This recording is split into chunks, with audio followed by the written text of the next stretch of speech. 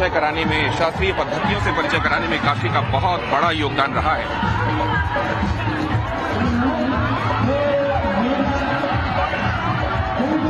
और यही आज यहां पर दिखाई दे रहा है। देखिए यहां के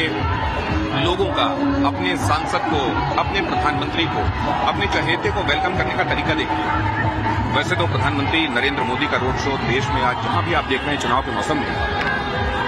उसमें लोगों की बेतरह भीड़ आपको दिखाई देती है। बहुत ज्यादा भीड़ के साथ लोग व्यग्र दिखाई देते हैं प्रधानमंत्री की एक झलक पाने के लिए। लेकिन जब ये बात बनारस की होती है, मसलन अब से कुछ दिनों पहले, जिसका मैं खुद साक्षी रहा, अयोध्या में वो रोड शो, अयोध्या में वो रोड शो जिसमें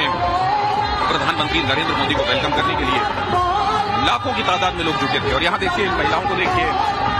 महिलाएं बम बम बोल रहा है काशी। और उसके बिल्कुल आगे वो मंच आपको दिखाई देगा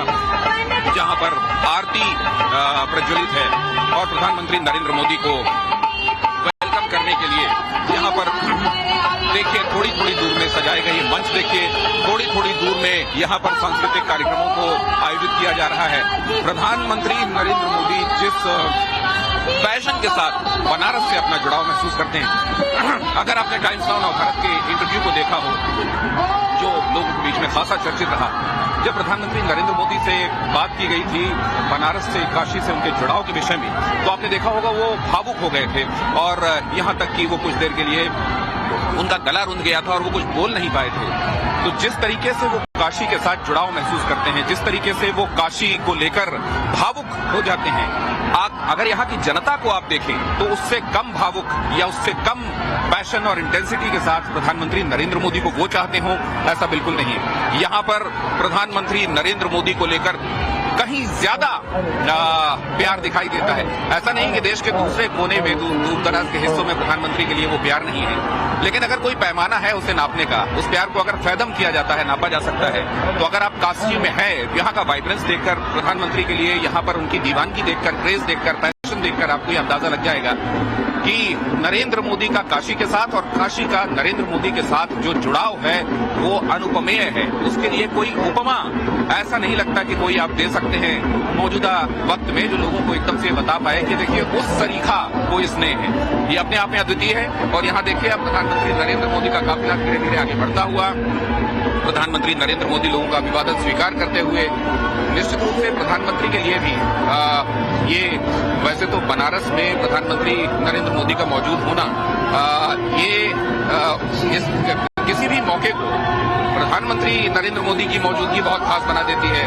बनारस में जब वो मौजूद हों तो न सिर्फ वो जगह खास हो जाती है, उनकी मौजूदगी खास हो जाती है, बल्कि वहां से निकलने वाला वो संदेश बहुत खास हो जाता है जो अपने सांसद के लिए, देश के प्रधानमंत्री के लिए, लोगों के, यहाँ के लोगों के दिल में, उनकी जुबान पर स्नेह के तौर पर दिखाई देता है। देखिए मोदी परिवार की बड़ी बड़ी तख्तियां लिए हुए, नरेंद्र मोदी के छोटे छोटे कटआउट हाथ में लेकर, और ये दोनों तरफ आप देखिए जिस तरीके से साज सज्जा की गई है, बलून से पूरे डिवाइडर्स को सजाया गया है, भगवा रंग से पूरे बनारस को भगवामय कर दिया गया है। और आप देखें जिस तरीके से पैदल चलते, ये आम दिन नहीं है, ये मई का महीना शुरू हो चुका है, मई का महीना लगभग आधा बीतने को है, और ऐसे में उत्तर भारत के मैदानी इलाकों में पड़ने वाली सबसे ज्यादा गर्मी के बीच में आप ये पैशन देख रहे हैं, आप ये दीवानगी देख रहे हैं। देखिए कितनी बड़ी तादाद में नरेंद्र मोदी को वेलकम करने के लिए, और इस बात से उत्साहित कि हम सिर्फ सांसद नहीं चुनते, हम देश का प्रधानमंत्री चुनते हैं। ये जो बात है ये एहसास को और खास बना देती है। वैसे तो देश में आप जानते हैं कि ये जो लोकतंत्र का महापर्व जिसे हम कहते हैं, लोकतंत्र का महोत्सव जिसे हम कहते हैं, वो अपने आप में खास होता है। अपने प्रतिनिधि को चुनने के लिए जो पैशन लोगों में दिखाई देता है,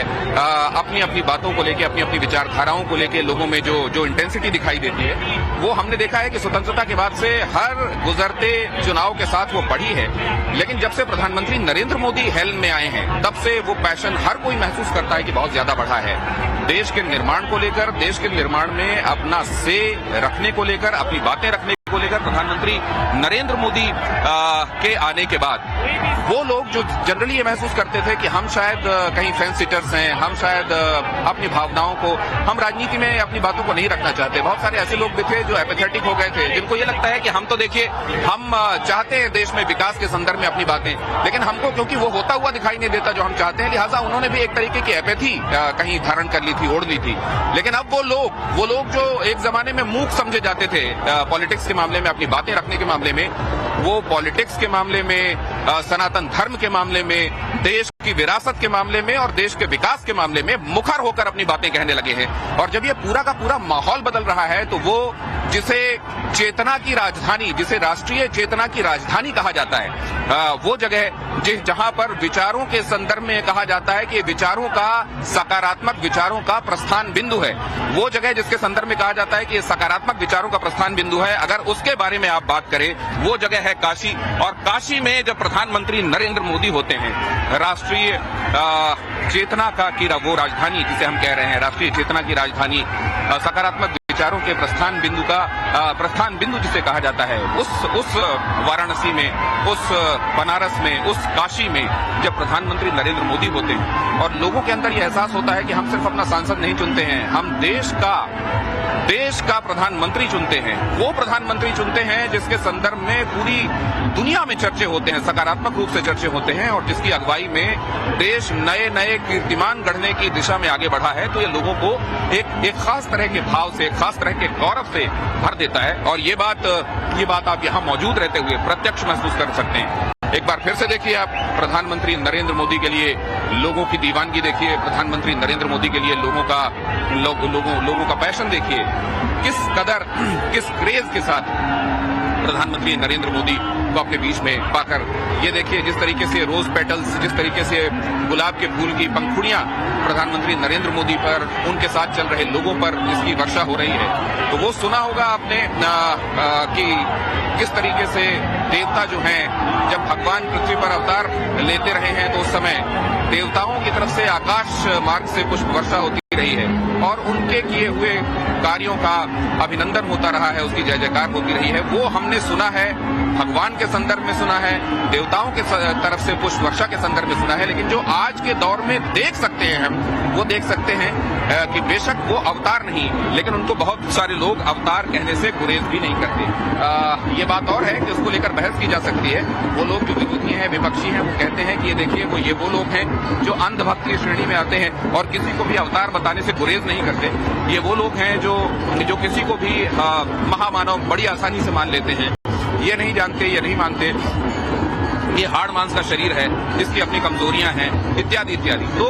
जिसका जो नजरिया है, उस नजरिए से जाहिर है न सिर्फ आज के दौर में वो इंसानों को देखता है, बल्कि पहले के दौर में ये भी कहा जाता है कि अवतारों को भी ऐसे ही देखा गया। आज यहाँ पर जो आप महसूस कर सकते हैं, आप वाराणसी वैसे भी अगर आते हैं जब यहाँ रोड शो नहीं है, जब यहाँ कोई राजनीतिक कार्यक्रम का आयोजन नहीं हो रहा है, अगर आप वाराणसी आते हैं तो आपको एक अलग वाइब्रेंस महसूस होता है। यहाँ पर आपको एक अलग तरीके की तरंगे महसूस होती है। आपको महसूस होता है कि क्यों ये जगह कहा जाता है कि भगवान शिव के त्रिशूल पर टिकी हुई ये नगरी है, सबसे प्राचीन इस सृष्टि की पहली नगरी अगर कोई है तो वो बनारस है। क्यों कहा जाता है कि बाबा काल भैरव यहाँ के कोतवाल हैं, ये वो धरती है? क्यों कहा जाता है कि बाबा विश्वनाथ की ये नगरी है? और ये क्यों कहा जाता है कि यहाँ का जो आया वो यहाँ का होकर रह गया? आज मेरी किसी से ये भी बात हो रही थी, उन्होंने कहा कि देखिए अगर प्रधानमंत्री नरेंद्र मोदी यहाँ आ गए ना, जो कि आ गए हैं, वो वडोदरा और वाराणसी दोनों उन्होंने चुने थे पहली बार जब चुनाव लड़ा, लेकिन उसके बाद वडोदरा, जो कि तब उनको वडोदरा से इसलिए लड़ाया गया था क्योंकि मुरली मनोहर जोशी 2009 में कुछ 1000 वोटों से यहाँ जीत पाए थे। तो कुछ 1000 वोटों से, क्योंकि वो वाराणसी से जीते थे, तो ये समझा जा रहा था कि नरेंद्र मोदी के संदर्भ में रिस्क ना लिया जाए, इसलिए उन्हें वडोदरा से भी लड़ाया गया। लेकिन प्रधानमंत्री जब एक बार वाराणसी आ गए तो वाराणसी से उनका रिश्ता ऐसा बन जाएगा कि अब वाराणसी उनको कभी भी जाने नहीं देगी और वाराणसी से वो कभी दूर नहीं जाना चाहेंगे। और इसका उदाहरण उन्होंने ये देते हुए ये स्पष्ट किया कि देखिए बिस्मिल्लाह खां शहनाई वादक वो यहाँ पर थे और उनको ये ऑफर किया गया कि आप अमेरिका क्यों नहीं चले आते, आप अमेरिका आइए, आपको सभी तरह की सुविधाओं से, सभी तरह की संसाधनों के साथ, रिसोर्सेज के साथ आपको यहाँ रखा जाएगा, आपको कोई कमी नहीं होगी। आपको और आपके पूरे परिवार का पूरा इलाज कराया जाएगा और आप यहां पर आ जाएं।